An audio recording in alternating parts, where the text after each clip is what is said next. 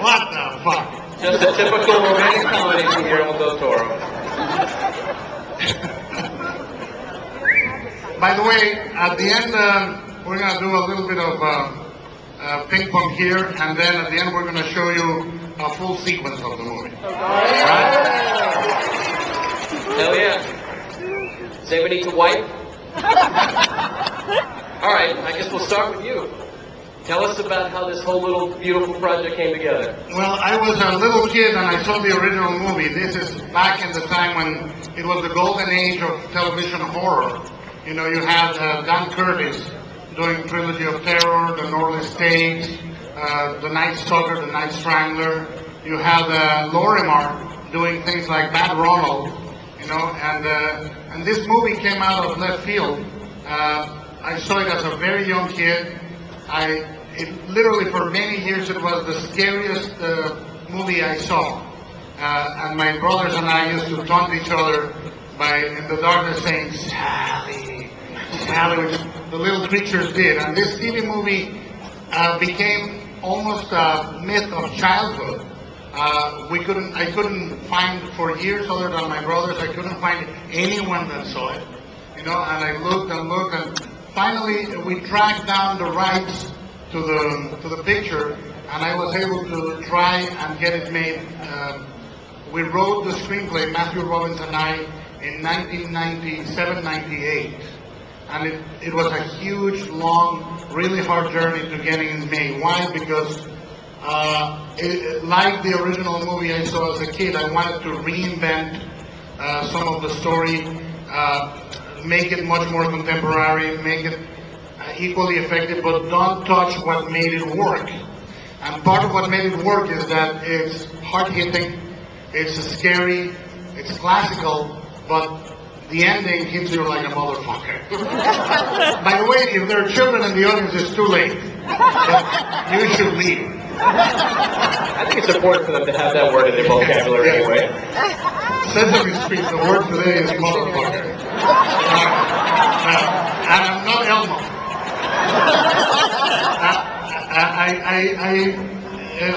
It was a very long journey doing it because, again, we wanted to make the movie with the classy production we needed, but we wanted the freedom not to have the studio tell us to change the ending, or this is too terrible, this is too down, this is shocking. And it took a long time to do it that way, you know, and to find the right director to do it. Yeah, and since that director is you, Troy, no pressure. Your first feature film, Guillermo del Toro wrote it, producing it, Mark Johnson producing it, a very beloved horror film. How'd that work for you? Oh, it's not too bad. No, honestly, I do. I feel like the luckiest guy in the room here today. Starting in comics from 1990, just loving telling stories and just keep forcing that and working on that, but still always having a desire to make movies.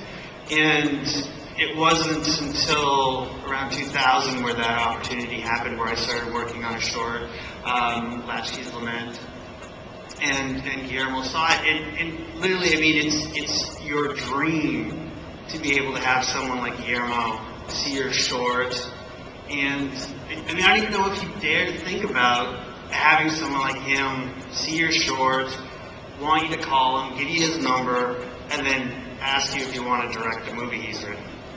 And I mean, he is, and I'm not saying this just because he's sitting beside me. I'm hitting him on the But he's definitely one of my favorite directors ever. When I saw Devil's Backbone, that resonated so much with me. Thank you. I mean, it's my second favorite movie of all time. Charlie Chaplin's the kid, believe it or not. Without a paddle.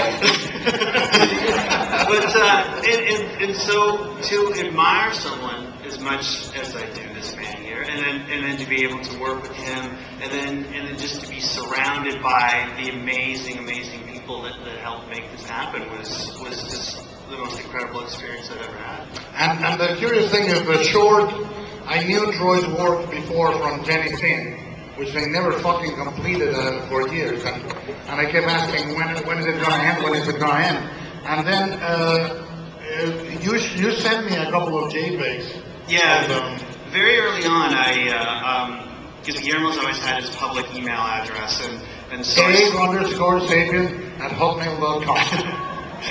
and so I had sent him a couple of shots of the creature in the short, and he wrote back right away, very encouraging, which was great. I mean, it was a very long process to get the short done, and then Nick came to Vancouver, where I live, where I'm from, and hooked up with him, showed him the work in progress. He was very supportive to the end. He badgered me until it was done.